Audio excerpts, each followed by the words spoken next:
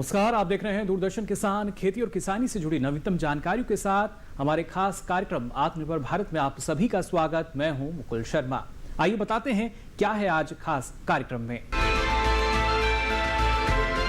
कृषि क्षेत्र के लिए बजट घोषणाओं पर वेबिनार का आयोजन किया गया। वेबिनार में पीएम मोदी ने किया संबोधन।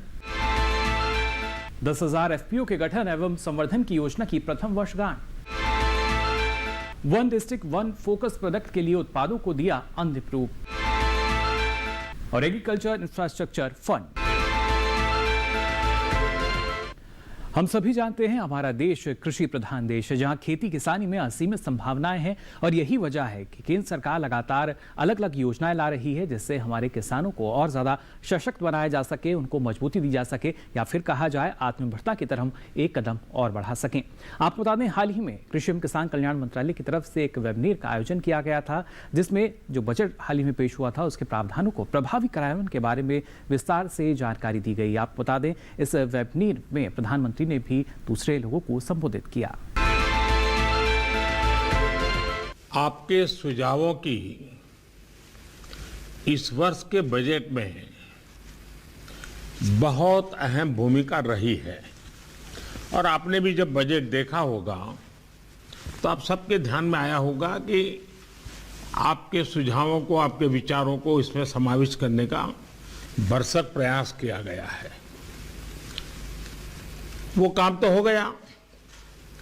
अब जो आज का ये संवाद है, ये संवाद कृषि सुधारों और बजट के प्रावधानों को हम आगे बढ़ाएं, तेजी से आगे बढ़ाएं, लास्ट माइल डिलीवरी तक पहुंचे, निश्चित समय सीमा में करें और बड़ी एफिशिएंसी के साथ करें, और फिर भी सबको जोड़ करके करें। पब्लिक प्राइवेट पार्टनरशिप का परफेक्ट नमूना, सेंटर और स्टेट का कोऑर्डिनेशन का परफेक्ट नमूना, ऐसा हम आज की चर्चा से निकालना चाहते हैं। इस वेबिनार में एग्रीकल्चर, डेयरी, फिशरीज जैसे भांति भांति के सेक्टर्स के एक्सपर्ट भी हैं। पब्लिक, प्राइवेट और कोऑपरेटिव सेक्टर के साथी भी आज हमें उनके विचारों का भी लाभ मिलने वाला है। और देश के रूरल इकोनॉमी को फंड करने वाले बैंकों के प्रतिनिधि भी हैं। आप सभी आत्मनिर्भर भारत के लिए जरूरी आत्मनिर्भर ग्रामीण अर्थव्यवस्था के महत्वपूर्ण स्टेक होल्डर्स हैं। मैंने कुछ समय पहले संसद में इस बात को विस्तार से रखा था कि कैसे देश के छोटे किसानों को ध्यान में रखते हुए सरकार ने बीते वर्षों में अनेक महत्वपूर्ण निर्णय लिए हैं। इन छोटे किसानों की संख्या 12 करोड़ के करीब है और इनका सशक्तिकरण, इन छोटे किसानों का एम्पावरमेंट ही भारतीय कृषि को अनेक परेशानियों से मुक्ति दिलाने में बहुत मदद करेगा। इतना ही नहीं, ग्रामीण इकोनॉमी का ड्राइविंग फोर्स भी वही बनेगा। सरकार ने इस बार एग्रीकल्चर क्रेडिट टारगेट को बढ़ाकर 16,50,000 करोड़ रुपया कर दिया है। इसमें भी पशुपालन, डेयरी और फिशरीज सेक्टर को प्राथमिकता दी गई है। रूरल इंफ्रास्ट्रक्चर फंड को भी बढ़ाकर 40,000 करोड़ रुपया कर दिया गया है। माइक्रो इरिगेशन फंड की भी राशि बढ़ाकर 2 गुना कर दी गई है। ऑपरेशन ग्रीन स्कीम का दायरा बढ़ाकर अब 22 पेरिसेबल प्रोडक्ट्स तक का उसको कर दिया गया है। देश की 1000 और मंडियों को ई नाम से जोड़ने का फैसला लिया गया है। इन सारे ही निर्णयों में सरकार की सोच झलकती है, सरकार का इरादा महसूस होता है और साथ साथ सरकार के विजन का पता चलता है। और ये सारी बातें आप सबके साथ चर्चा में से उभरी हुई है, जिसको हमने आगे बढ़ाया है। लगातार बढ़ते हुए कृषि उत्पादन के बीच 21वीं सदी में भारत को पोस्ट हार्वेस्ट क्रांति या फिर फूड प्रोसेसिंग क्रांति और वैल्यू एडिशन की आवश्यकता है। इस दौरान प्रधानमंत्री ने कहा कि सीवीड की अगर बात की जाए या बात हो खासतौर से बीवेक्स की, जिसके साथ साथ हमारे मछुआरे और जो मधुमक्खी पालक हैं उनके लिए अतिरिक्त राजस्व जुटाया जा सकेगा, यानी उनको और ज्यादा मुनाफा मिलेगा। क्या कुछ उन्होंने कहा, आइए देखते हैं। साथियों, सिर्फ खेती ही नहीं, यहां तक कि फिशरीज सेक्टर में प्रोसेसिंग का भी एक बहुत बड़ा स्कोप हमारे यहाँ है। भले ही हम दुनिया के बड़े फिश प्रोड्यूसर हैं, एक्सपोर्टर में से एक है, लेकिन प्रोसेस्ड फूड के इंटरनेशनल मार्केट में हमारी उपस्थिति बहुत सीमित है। भारत की फिश ईस्ट एशिया से होते हुए प्रोसेस्ड फॉर्म में विदेशी मार्केट तक पहुंची है। ये स्थिति हमें बदलनी होगी। साथियों, इसके लिए जरूरी रिफॉर्म्स के अलावा करीब 11,000 करोड़ रुपए की प्रोडक्शन लिंक इंसेंटिव्स की योजना भी सरकार ने बनाई है, जिसका लाभ इंडस्ट्री उठा सकती है। Ready to eat, ready to cook, फल सब्जियां हो, सी फूड हो, मोजारेला चीज हो, ऐसे अनेक उत्पादों को प्रोत्साहित किया जा रहा है।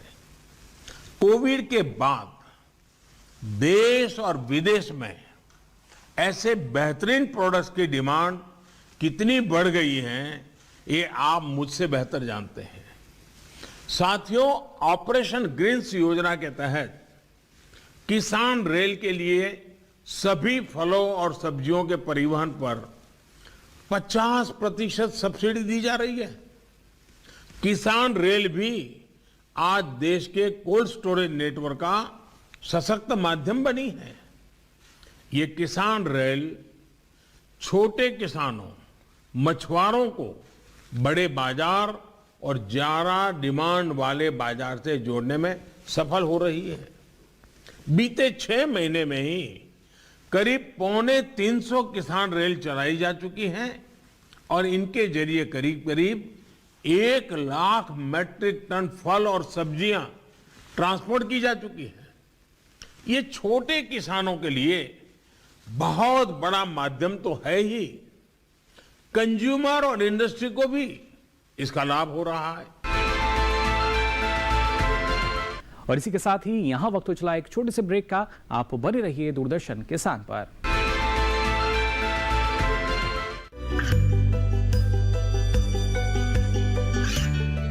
गांवों और पिछड़े क्षेत्रों में सरकारी योजनाओं की जानकारी पहुंचा।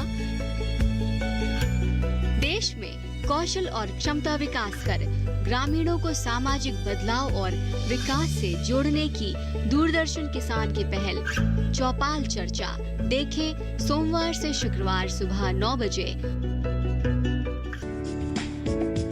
ये कामयाबी है अन्नदाता की। ये कहानी है खेत और खलिहानों की। कैसे करें अपने पशुओं की देखभाल, जानिए गांव-गांव के किसानों का हाल। देखिए गांव किसान सोमवार से शुक्रवार दोपहर 12 बजे सिर्फ डीडी किसान पर।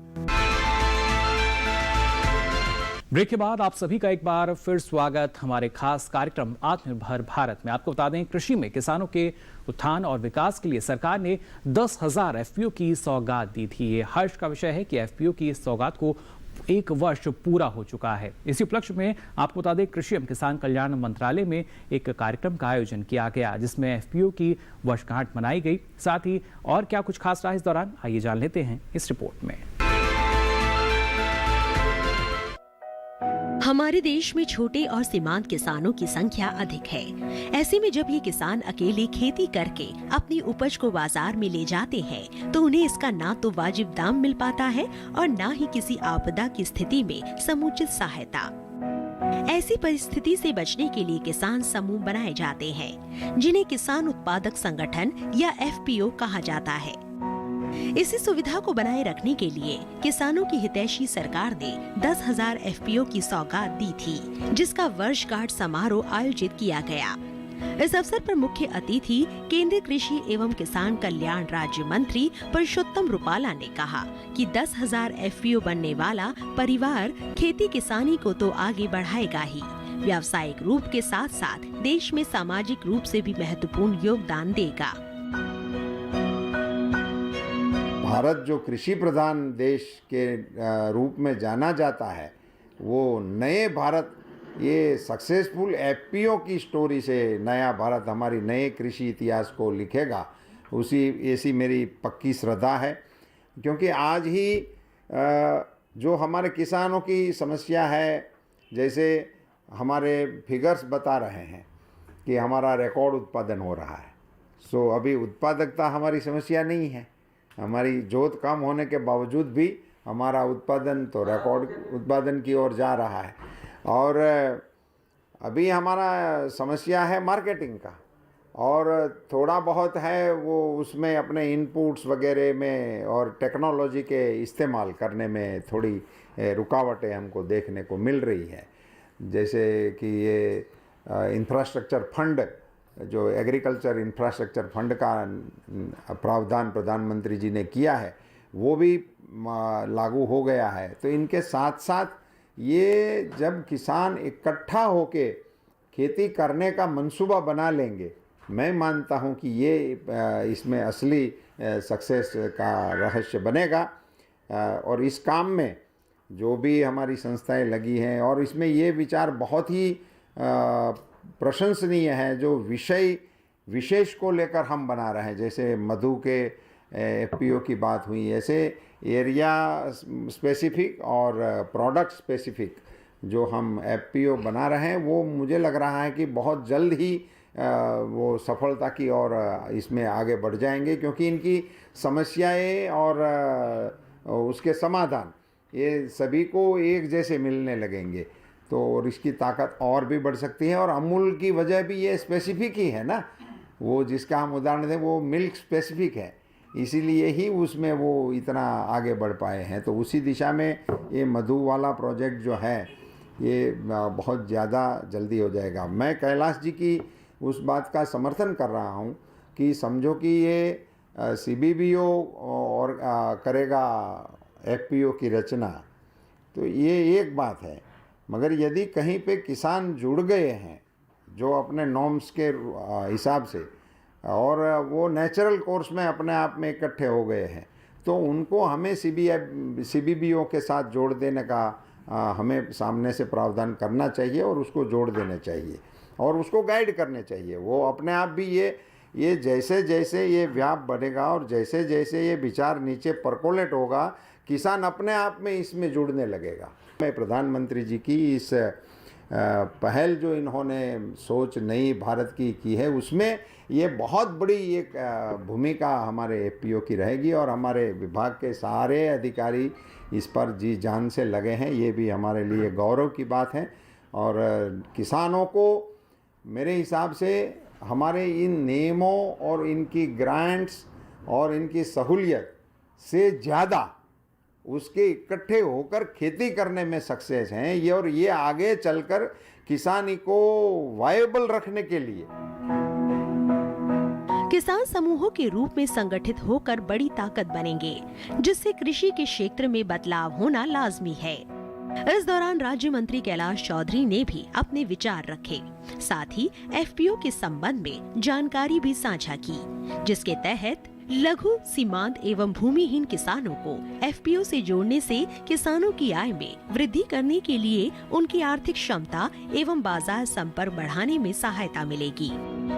एक साल के अंदर विभाग के सभी अधिकारियों ने और सब ने मिलकर जिस तरह से मेहनत की, और उसकी वजह से आज एक जो रोड मैप तैयार करना चाहिए, जो एक खड़ा होना चाहिए, वो अपन आप और हम सब ने मिलकर तैयार किया। और उसके बाद में आज इस अवसर पर अभी 8 जो हमारे FPO FEC है उनको सर्टिफिकेट भी उपलब्ध करवाया है।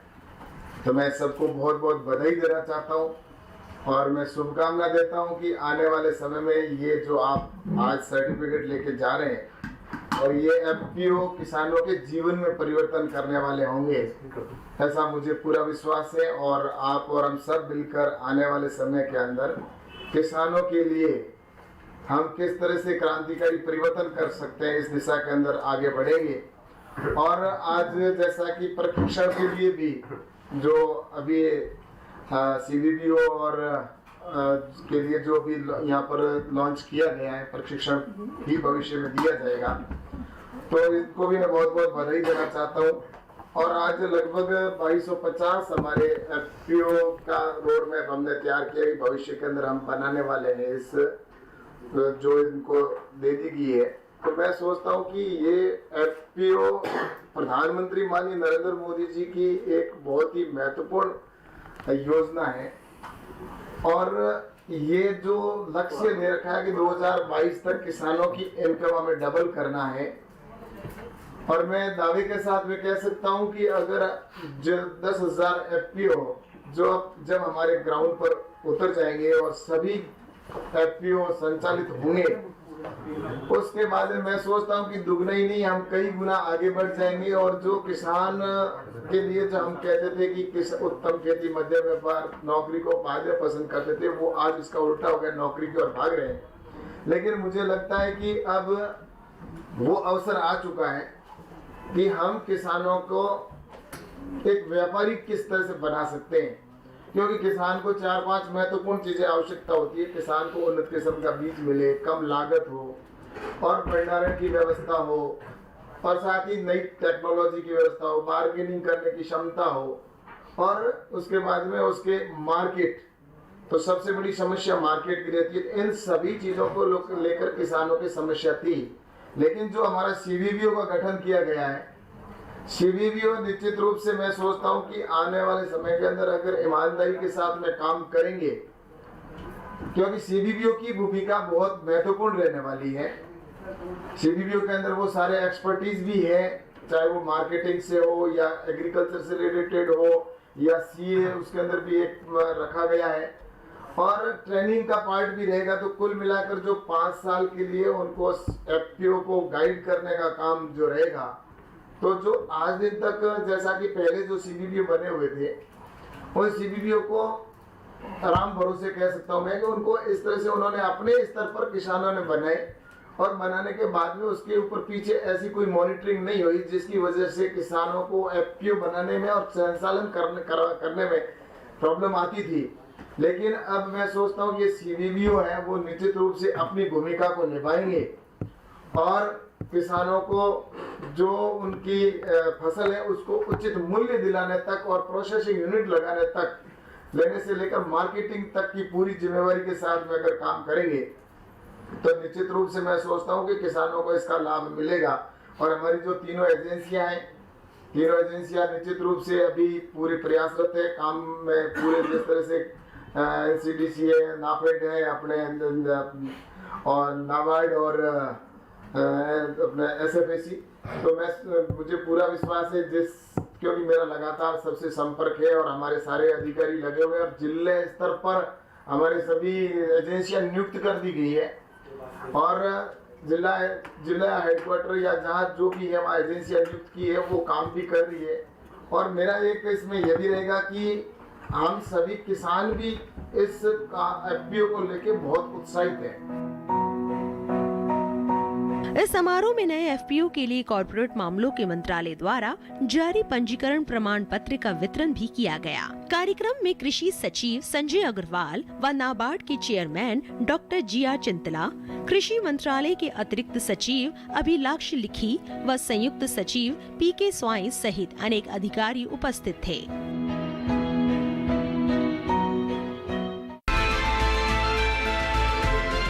सरकार किसानों की आमदनी को बढ़ाने के लिए लगातार प्रयास कर रही है। इसी क्रम में कृषि और किसान कल्याण मंत्रालय ने one district one focus product यानी ODOFP के लिए उत्पादों को अंतिम रूप दिया है। ODOFP के कार्यान्वयन से किसानों को फायदा तो होगा ही, साथ ही इसके बाद कृषि निर्यात में भी बढ़ोतरी हो सकेगी।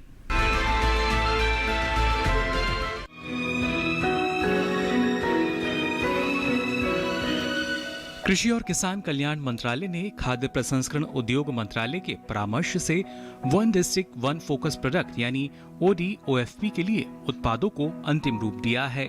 देश भर के 728 जिलों के लिए कृषि, बागवानी, पशु, पोल्ट्री, दूध, मछली पालन, जलीय कृषि, समुद्री क्षेत्रों से उत्पादों की पहचान की गई है। उत्पादों की सूची को राज्यों, केंद्र शासित प्रदेशों और भारतीय कृषि अनुसंधान परिषद से जानकारी लेने के बाद अंतिम रूप दिया गया है। इन उत्पादों को सरकार की योजनाओं के समावेश के जरिए एक समूह दृष्टिकोण से बढ़ावा दिया जाएगा। इससे किसानों की आय बढ़ाने के उद्देश्य के साथ ही इन उत्पादों के मूल्य में भी वृद्धि की जा सकेगी।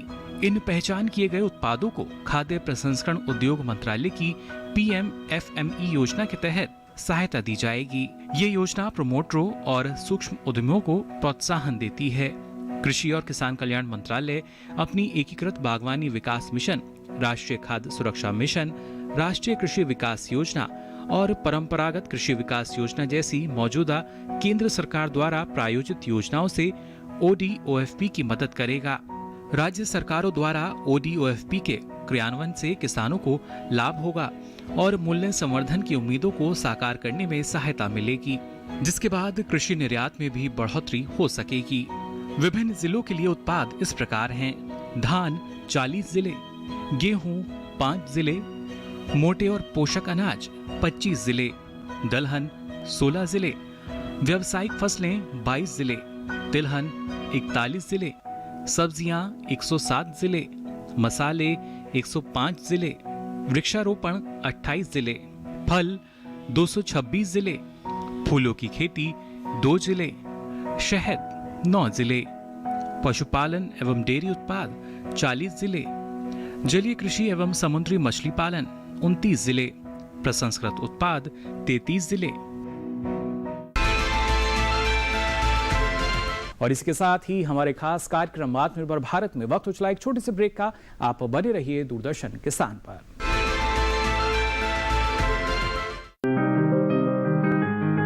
बीमारियों से कैसे बचेगी फसल? मवेशियों की मुश्किलों का क्या है हल? कहां से लाएं बीज, कितनी लगेगी खाद? किसानों के हर फोन का विशेषज्ञ देंगे जवाब। देखिए हेलो किसान लाइव सोमवार से शुक्रवार शाम 6 बजे।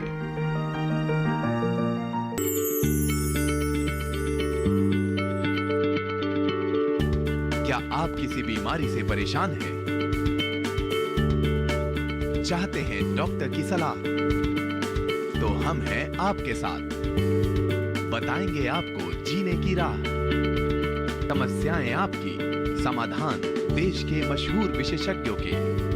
घर बैठे बात करें देश के जाने माने डॉक्टरों से। हमारे लाइव प्रोग्राम स्वस्थ किसान में हर शनिवार शाम 6 बजे से 7 बजे तक। ब्रेक के बाद आप सभी का एक बार फिर स्वागत। आप देख रहे हैं आत्मनिर्भर भारत और आइए अब आत्मनिर्भर भारत में बात करते हैं एग्रीकल्चर इंफ्रास्ट्रक्चर फंड के बारे में।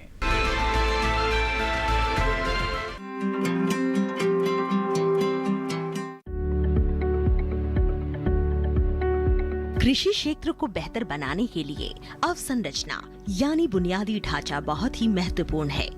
सरकार कटाई उपरांत प्रबंधन तंत्र को मजबूत कर रही है। इसके लिए लॉकडाउन के दौरान वित्त मंत्री ने 1 लाख करोड़ रुपए के कृषि अवसंरचना कोष का ऐलान किया था। ये रकम बैंकों और वित्तीय संस्थानों के माध्यम से ऋण के तौर पर दी जानी है। आम किसानों के अलावा प्राथमिक कृषि ऋण सोसाइटी, विपणन सहकारिता सोसाइटी, कृषि उत्पादक संगठन, स्वयं सहायता समूह, बहुउद्देशीय सहकारिता सोसाइटी, कृषि उद्यम और स्टार्टअप इसके माध्यम से ऋण ले सकते हैं। 2 करोड़ तक के कर्ज पर ब्याज में 3% तक की छूट का प्रावधान किया गया है। ये योजना फिलहाल 10 साल के लिए है, यानी 2020-21 से 2029-30 तक 1 लाख करोड़ की रकम 4 साल में जारी की जाएगी। पहले साल 10,000 करोड़ रुपए और फिर अगले 3 वित्तीय वर्षों में 30-30 हजार करोड़ रुपए। भारत की 58% जनसंख्या की रोजी रोटी का दारोमदार कृषि और उससे जुड़े व्यवसायों पर है। कटाई उपरांत सही बुनियादी ढांचा न होने की वजह से 15 से 20% उपज बर्बाद हो जाती है, जबकि दूसरे देशों में ये आंकड़ा 5 से 15% है। कृषि अवसंरचना कोष का उद्देश्य ऐसे ढांचे का विकास है जिसमें किसान अपनी उपज बिना बिचौलिए के सीधे बेच सके और कटाई के उपरांत उनकी फसल में बर्बादी भी कम हो। इससे निश्चित तौर पर उनकी आमदनी बढ़ेगी। कृषि अवसंरचना कोष ग्रामीण क्षेत्रों में भंडार गृहों, शीत गृहों, पैक हाउस के निर्माण और उनके विकास के अलावा बाजार व्यवस्था को दुरुस्त करने पर खर्च होना है। साथ ही प्रसंस्करण इकाइयां भी इसका लाभ उठा सकती है। प्रसंस्करण से फसलों का मूल्य वर्धन होगा और भंडार गृहों के निर्माण से किसान को अपनी फसल रोक कर रखने में मदद मिलेगी। फसल को रोकने का फायदा ये होगा कि बाजार में जब भी बेहतर भाव होगा तब वो फसल बेच सकेंगे।